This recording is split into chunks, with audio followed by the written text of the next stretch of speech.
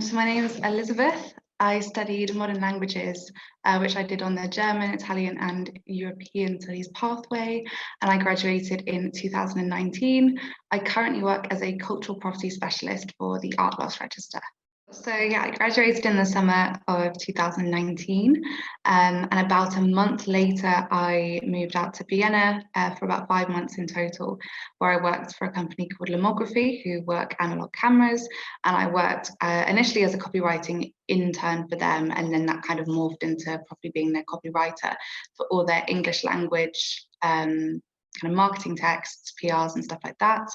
I then moved back to the UK in December 2019, January 2020, and I started an internship at Sotheby's Auction House in their restitution team, where I was it was 3 months in total, but it ended up being about 2.5 months for pandemic reasons. But that was primarily working at, it was researching all the paintings that came into the auction house and making sure that none of them had potential ties to kind of families persecuted during the Holocaust, or any ties to Nazi looted art from the Second World War era. And then I was unemployed, as a lot of people were when the pandemic kicked in. So I sort of kicked about at my parents' house for a few months in lovely Herefordshire, and went on lots of nice walks and had nothing to do. And then I got a bit bored of that and decided I was going to do a master's. So I applied for the Courtauld Institute, where I started in October 2020. And initially, when I was applying for different courses, I was looking for something kind of focused around the Impressionists, or anything that could have been labelled as degenerate art, for example. And I didn't get into any of those options, but I got approached by another tutor who was running a course on architectures of empire and the legacies of colonial spaces and colonial legacies.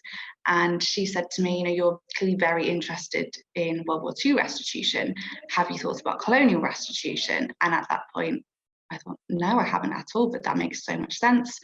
And kind of all the news surrounding the Black Lives Matter movement in the summer really took off.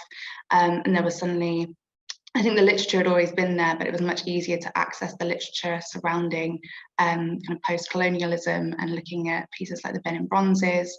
And so when I started that, it just made complete sense to kind of branch out in both areas of restitution. And then I graduated from there in summer 2021, and a few months after that I got offered an internship here at the Art Loss Register, and I was very, very fortunate that someone happened to leave just as I started my internship.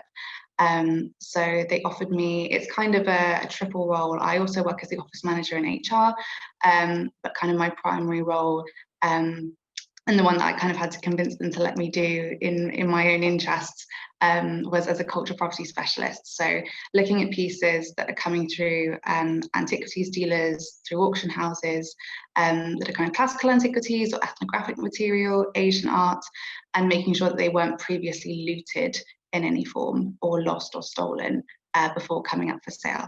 So restitution, kind of in layman's terms, is the art of giving something back. So you'll see a lot of things in the news at the moment about, for example, the Parthenon marbles, Benin bronzes, pieces that were collected during the colonial era in British museums and other Western museums, that countries that were colonised would very much like back. And then in the World War II kind of area of research, it's looking at pieces that were stolen by the Nazis whilst they were in power in Germany, and looking to see if anything needs to go back to the heirs of the families that were persecuted by them.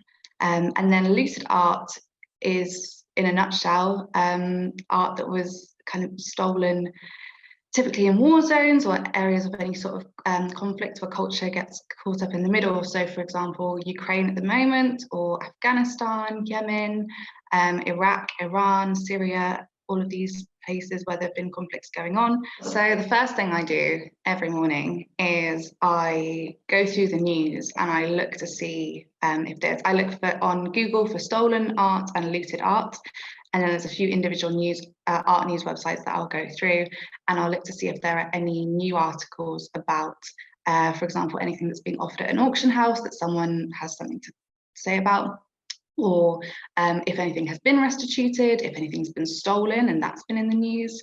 And if there are any articles about thefts, then I will forward those on to our registrations team to see if we've got them on our register already. And if not, can we look to register them on behalf of these people? I will then look to see if there's any office management HR stuff that needs to be prioritised, for example, people's sick days, people's holidays, if there's any sort of general admin that needs doing around that. And then I will log on and look at my cultural property tasks. And this will be where a dealer or someone from an auction house has submitted a search for a certificate, a search we run against our database, that basically they want us to look into the names and the provenance and the history of the piece itself, and to let them know if it's on our database or if there's any cause for concern about the history of the piece. Aspects. Everyone that works here says that they have kind of the best department and the most interesting things to work on. For example, we have a team that works on watch thefts. We have a World War II Nazi looted art team, restitution team. We have a recoveries team, and then we have my team, which is the antiquities cultural property team. And I love that whenever there's something that comes up, because we deal with pretty much everywhere that isn't Europe between a certain couple of dates. So, you know, we're looking at maybe Native American Canadian pieces one day, we're looking at Maori pieces another day, pieces from Yemen the next week, depending on the trends of the art market and what people are buying. And so you'll kind of become an expert on one country and its cultural property laws for about a week. And for example, at the beginning of last year, I spent hours in the British Library looking at old colonial cultural property laws to see if a few pieces needed an export license before they came to Europe. And then I didn't get any pieces from Yemen for a few months, and I'd completely forgotten everything that I'd kind of taught myself in that time. So yeah, that was definitely a lot to get to grips with, but we all sort of work together whenever we have a new culture or something new to work with, and we'll sort of puzzle things out together if there's something we're really unsure on when it comes to making a decision.